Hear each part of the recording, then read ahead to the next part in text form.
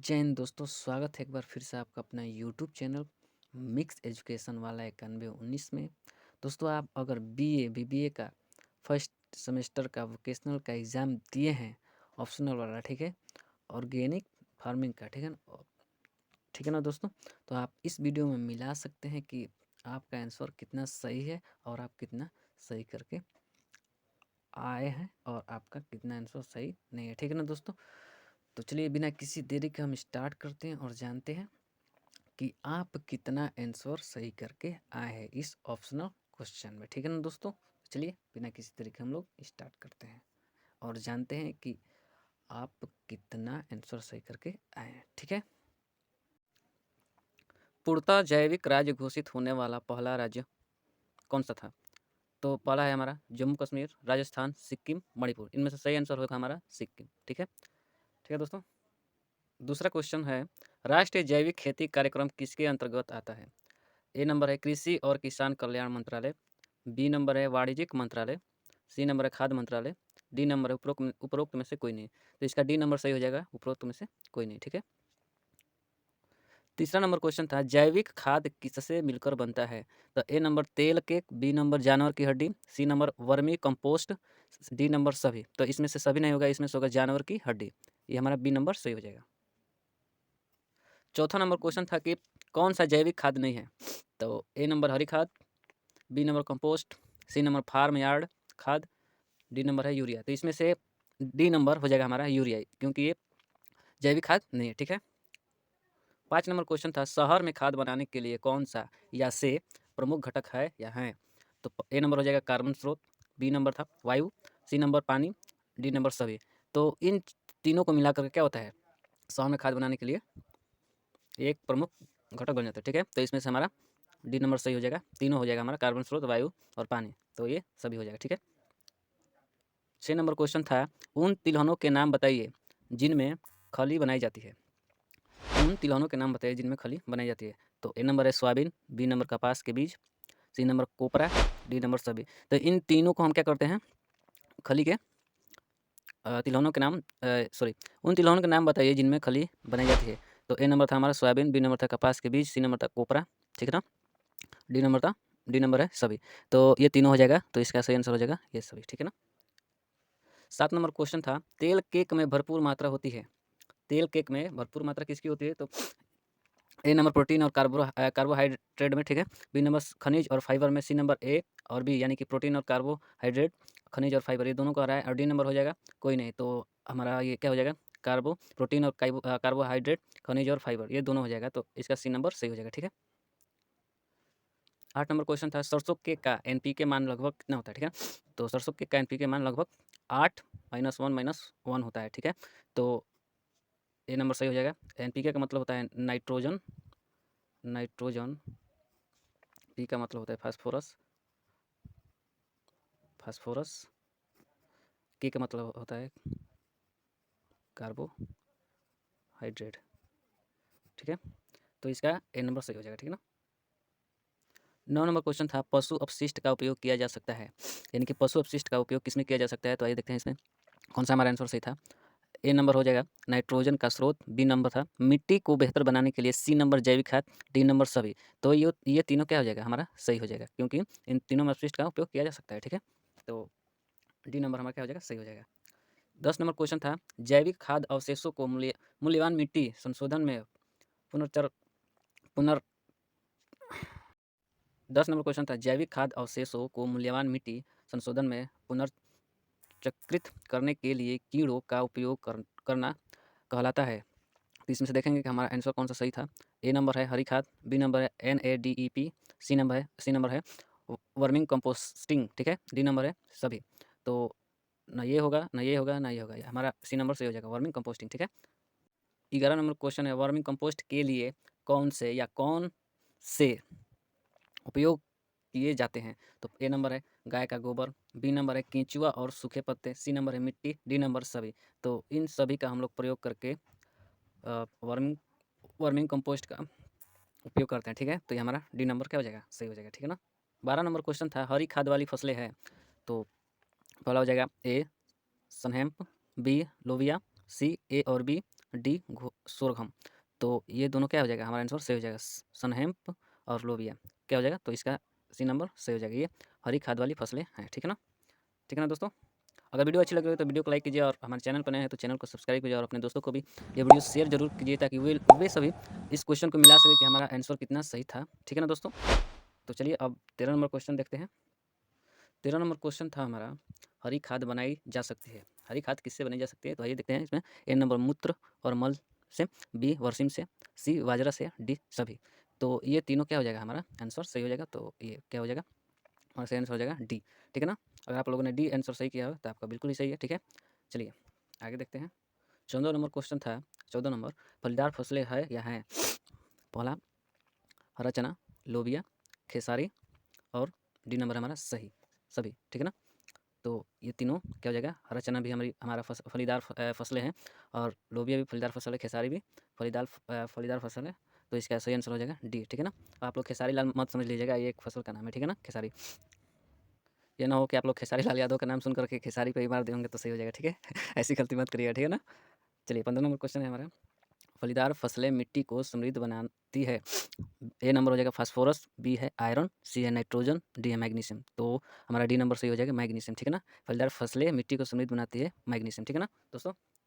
आप लोग चेक करते रहिए आंसर कि आप लोगों का कितना आंसर सही है, और जितना आंसर सही होगा आप लोग हमको कमेंट में बताइएगा। ठीक है ना। चलिए 16 नंबर देखते हैं कि क्या कर रहा है। पोषक तत्वों से भरपूर जड़ गांठें पाई जाती है, इनमें से किस में पोषक तत्वों से भरपूर जड़ और गांठें पाई जाती हैं। तो ए नंबर है कुकुरबिटेसी, बी नंबर है पोएसी, सी नंबर है लेक्यूमिनेसी, डी नंबर है मालवेसी। तो इन चारों आंसर से हमारा सी नंबर क्या हो जाएगा, सही हो जाएगा। लेक्यूमिनेसी में पोषक तत्वों से भरपूर जड़ और गांठें पाई जाती है। ठीक है ना दोस्तों। 17 नंबर क्वेश्चन था, फसल चक्रण का अर्थ है मिक्स फसल उगाना, बी नंबर हर मौसम में एक ही फसल, ठीक है ना, सी नंबर में प्रति छोड़ना, डी नंबर में हर मौसम में फसल बदलना। तो हमारा डी नंबर सही हो जाएगा, क्योंकि हर मौसम में अलग अलग फसल होता है। जैसे कि ठंड के दिन में अब गेहूँ हो रहा है, बरसात के दिन में धान बोया जाता है। ठीक है ना। तो इसका सही आंसर हो जाएगा डी नंबर। ठीक है ना दोस्तों। अगर वीडियो अच्छी लगी हो तो वीडियो को लाइक कीजिए, और अपने दोस्तों को भी शेयर कीजिए, और हमारे चैनल पर नए हो तो चैनल को सब्सक्राइब कीजिए, और अपना आंसर चेक करके हमको कमेंट कीजिए कि मेरा आंसर इतना सही था। ठीक है ना।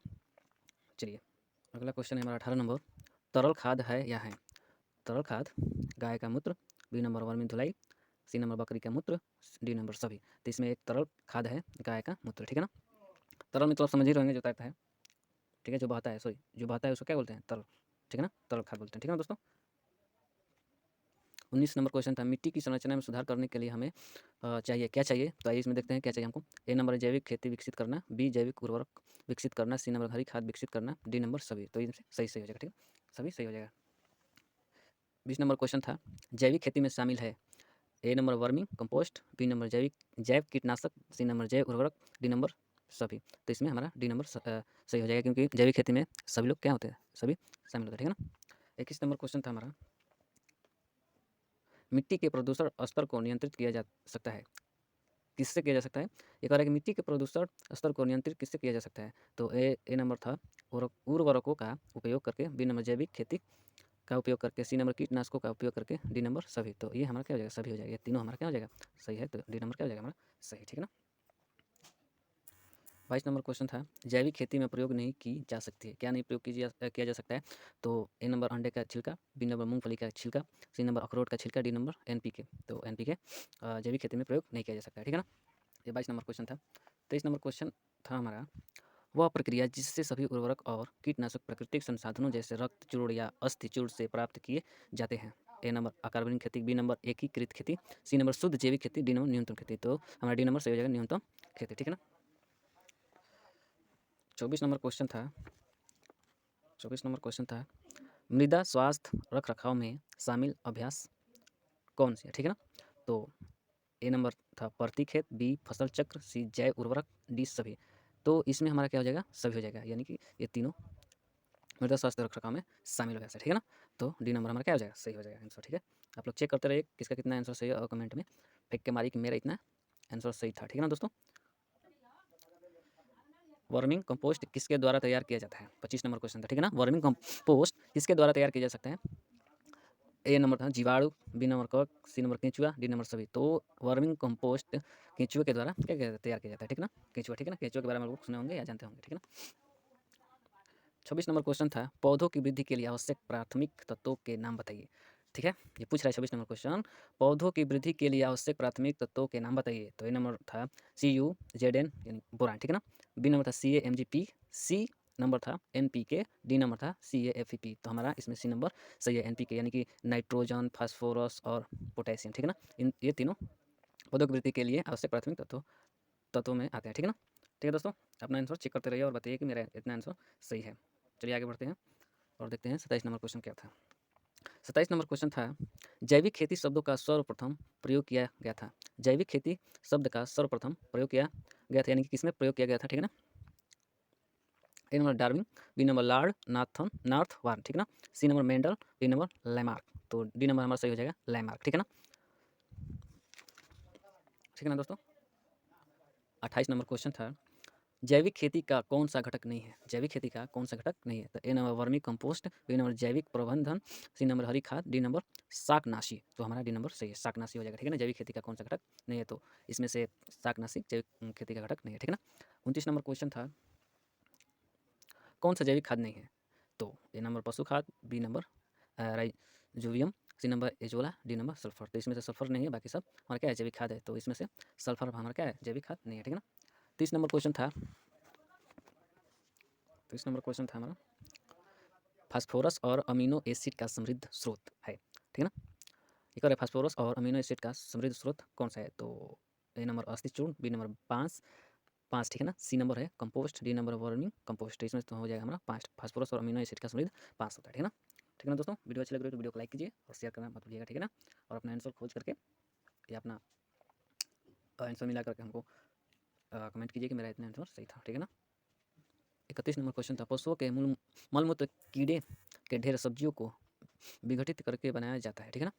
तो इसका सबसे पहले ए है इसका उर्वरक, बी नंबर हो जाएगा vermiwash, C number compost, D number 5 तो इसका वर्मिंग वास हो जाएगा, ठीक है ना, वास, ठीक है ना। 32 नंबर क्वेश्चन है, पशुओं के मलमूत्र जैसे गोबर बकरी ड्रापिंग किसके लिए है। ये पूछ रहा है, पशुओं के मलमूत्र जैसे गोबर बकरी ड्रापिंग किसके लिए है। तो ए नंबर है answer 5, B number DAP, C number उर्वरक, डी नंबर और यूरिया, ठीक है ना। तो इसमें से हमारा सी नंबर हो जाएगा उर्वरक, आंसर सही हो जाएगा उर्वरक, ठीक है ना। ये आंसर हमारा सी नंबर सही है, ठीक है ना। 33 नंबर क्वेश्चन था हमारा, 33 नंबर क्वेश्चन था, समुद्री खरपतवार का उपयोग निम्न के लिए किया जा सकता है। समुद्री खरपतवार का उपयोग निम्न के लिए किया जा सकता है। इसमें से किसके लिए हम लोग समुद्री खरपतवार का प्रयोग किया कर सकते हैं, ठीक है ना। तो ए नंबर है हमारा तरल जैव उर्वरक, B number vitamin, C number urea, D number DAP। तो इसमें से ए नंबर हमारा क्या हो जाएगा, सही हो जाएगा तरल जैव उर्वरक, ठीक है ना दोस्तों। आंसर मिलाते रहिएगा, ठीक है ना। 34 नंबर क्वेश्चन था, जैविक खेती की प्रमुख अवधारणा है। इनमें से जैविक खेती की प्रमुख अवधारणा कौन सी है, ठीक है ना। तो ए नंबर कीट प्रबंधन, बी नंबर मिट्टी को वापस देना, सी नंबर उच्च उत्पादन, डी नंबर मिट्टी का अधिकतम उपयोग। तो इसमें से हमारा बी नंबर क्या हो जाएगा, सही हो जाएगा मिट्टी को वापस देना, ठीक है ना। जैविक खेती की प्रमुख अवधारणा है, ठीक है ना। 35 नंबर क्वेश्चन है, 35 नंबर क्वेश्चन था, मिट्टी की उर्वरता या मिट्टी के स्वास्थ्य को निम्न के द्वारा कम किया जा सकता है। मतलब निम्न में से किसके द्वारा कम किया जा सकता है। तो ए नंबर एकल कृषि, बी नंबर था अत्यधिक उर्वरक उपयोग, सी नंबर अत्यधिक कीटनाशकों का उपयोग, ठीक है ना। डी नंबर है सभी। तो इन तीनों का प्रयोग करके क्या कर सकते हैं, मिट्टी की उर्वरता या मिट्टी के स्वास्थ्य को हम क्या कर सकते हैं, बढ़ावा दे सकते हैं, यानी कि बढ़ा सकते हैं। तो हमारा डी नंबर क्या हो जाएगा, सही हो जाएगा आंसर, ठीक है ना। 36 नंबर क्वेश्चन था, जैविक खेती के लिए राष्ट्रीय केंद्र कहाँ स्थित है। तो जैविक खेती के लिए राष्ट्रीय केंद्र कहाँ पे स्थित है। तो ए नंबर हो जाएगा गाजियाबाद, बी नंबर हो जाएगा नोएडा, सी नंबर हो जाएगा दिल्ली, डी नंबर हो जाएगा लखनऊ। तो इनमें से हमारा सही आंसर हो जाएगा ए नंबर गाजियाबाद, ठीक है ना। कहाँ पे, गाजियाबाद, ठीक है ना। आप लोग आंसर में लगे, ठीक है ना। 37 नंबर क्वेश्चन था, अंतर फसल को इस प्रकार परिभाषित किया जा सकता है। मतलब किस प्रकार से अंतर फसल को परिभाषित कर सकते हैं, ठीक है ना। तो ए नंबर है पाली हाउस खेती, बी नंबर एक ही समय पर दो फसलें बोना, सी नंबर नेट हाउस खेती, डी नंबर केवल बोइंग प्लांटेशन, ठीक है ना। तो इसमें से सही आंसर है बी नंबर एक ही समय पर दो फसलें बोना, ठीक है ना। चलिए दोस्तों आगे देखते हैं कि 38 नंबर क्वेश्चन हमारा क्या है और क्या था। 38 नंबर क्वेश्चन, आवश्यक पौधों के पोषक तत्वों की कुल संख्या कितनी होती है, ठीक है ना। पूछ रहा है आवश्यक पौधों के पोषक तत्वों की कुल संख्या कितनी होती है। तो A number 17, B number 20, C number 19, D number 16। तो ए नंबर हो जाएगा हमारा 17, पोषक तत्वों की कुल संख्या 17 होती है, ठीक है ना। चलिए 39 नंबर देखते हैं क्वेश्चन, क्या कर रहा था। क्वेश्चन कह रहा था कि नाइट्रोजन की कमी के कारण पौधों का रंग बदल जाता है। मतलब एक और है कि नाइट्रोजन की कमी के कारण पौधों का रंग कैसा हो जाता है। तो ए नंबर गहरा हरा, बी नंबर हो जाएगा पीला, सी नंबर हो जाएगा लाल, डी नंबर हो जाएगा नीला। तो नाइट्रोजन की कमी के कारण क्या होता है कि पौधों का जो रंग होता है क्या होता है, पीला हो जाता है। तो इसका बी नंबर क्या हो जाएगा, सही हो जाएगा। इसका सही नंबर आंसर है बी। ठीक है ना। ठीक है दोस्तों, चलिए आगे 40 नंबर और लास्ट क्वेश्चन था, फसल अवशेष जलाने से हो सकता है। मतलब एक और है, फसल अवशेष जलाने से क्या हो सकता है। तो ए नंबर पर्यावरण प्रदूषण, बी नंबर सूक्ष्म जीवों की मृत्यु, सी नंबर पोषक तत्वों की हानि, डी नंबर सभी। तो फसल अवशेषों को जलाने से पर्यावरण प्रदूषण भी हो सकता है, सूक्ष्म जीव जो छोटी छोटी जीव है उनका क्या हो सकता है, मृत्यु भी हो सकता है, और पोषक तत्वों की क्या हो सकती है, हानि यानी कि कमियाँ हो सकती है। तो ये तीनों क्या है, फसल अवशेष जलाने से क्या होता है, इन तीनों की कमी हो जाएगी। ठीक है ना। तो क्या हो जाएगा हमारा सही आंसर डी, यानी कि सभी। इन तीनों, ये तीनों क्या हो जाएगा, सभी। ठीक है ना। तो इसका आंसर हो जाएगा डी नंबर, यानी कि सभी। ठीक है दोस्तों, अगर वीडियो अच्छी लगी हो तो वीडियो को लाइक कीजिए, और हमारे चैनल पर नए हो तो हमारे चैनल को सब्सक्राइब कीजिए, और अपने दोस्तों को भी शेयर करिए जो BBA का पेपर दिए हैं, ताकि वे सभी इस आंसर, प्रश्न आंसर मिला सके और अपना आंसर जान सके कि वो कितना सही किए हैं। ठीक है ना दोस्तों, फिर मिलते हैं ऐसे ही एक वीडियो में, तब तक के लिए जय हिंद। ठीक है दोस्तों।